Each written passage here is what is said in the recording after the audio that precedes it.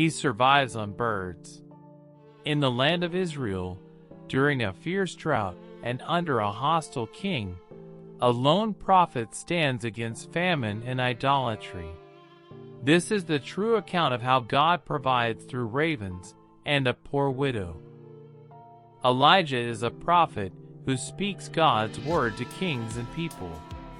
He is unafraid and blunt, living simply, called to confront idolatry and warn of a drought that will test a nation. The widow of Zarephath is poor, caring for her son and almost out of food. She is a foreigner in the Sidonian town, forced to choose whether to keep the last of her meal or trust a prophet's request.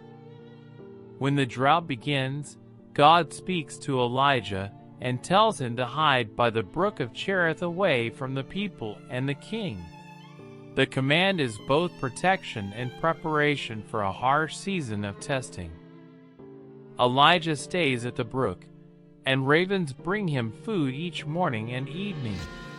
This unexpected supply demonstrates that God's care can come through creation itself, overturning human assumptions about which creatures are agents of provision. Days pass, and the brook dries up because the land is under drought. When the immediate provision ends, God gives Elijah a new direction. He must go to the town of Zarephath, a place of foreign worship, where a widow will sustain him. In obedience, Elijah travels to Zarephath in Sidon. The town is not Israelite and worships Baal, so sending a prophet there shows that God's mercy is not limited by nationality, but reaches where he wills. When Elijah reaches the town gate, he asks the widow for water and bread.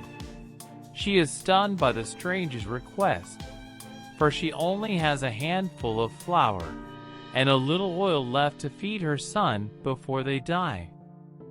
The widow explains she has only a handful of flour in a bin and a little oil in a jar. She intends to make a last cake for herself and her son and then die. This confession reveals the depth of her hunger and despair. Elijah asks the widow to first make him a small cake and then make one for herself and her son. He promises the bin of flour, and the jug of oil will not run out until the Lord sends rain again. The promise ties her obedience to God's ongoing provision. Despite fear and scarcity, the widow obeys. She makes a cake for Elijah first. Her action is a radical act of trust, giving away the last of her food because a prophet spoke a word from God. Days become weeks as the bin of flour and jar of oil do not fail. The steady provision proves Elijah's word true and shows that God's miracle sustains ordinary life through everyday means and through the faithful obedience of people. But after some time, the widow's son becomes ill and stops breathing. Her grief pierces the house. This trial shows that provision of food is not the only struggle.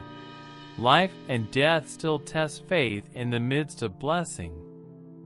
In her anguish, the widow confronts Elijah, saying he has come to remind her of her sin and bring her son's death.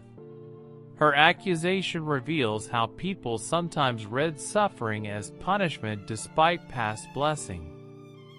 Elijah takes the child to an upper room and prays earnestly, crying out to the Lord. He stretches himself upon the child 3 times, asking God to restore the boy's life. This is a prophetic intercession, trusting God's power over death. When Elijah lifts his voice and prays, the Lord hears, and the boy's life returns. The widow is astonished.